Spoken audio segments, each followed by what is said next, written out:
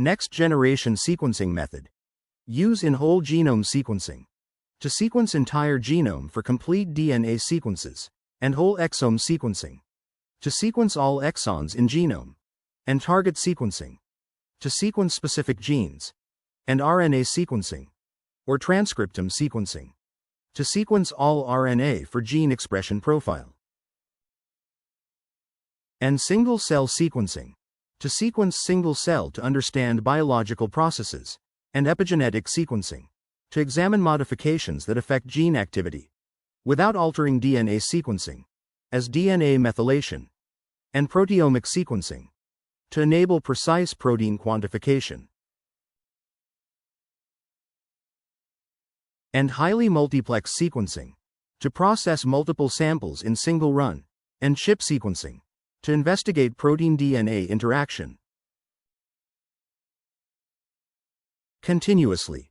This slide referred to platforms for next-generation sequencing method, as we show. Each platform has unique applications in scientific research.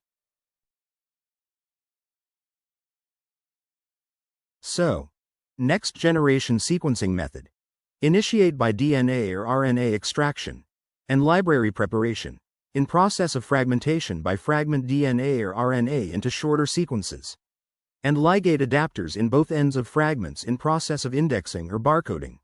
As mentioned in next slides.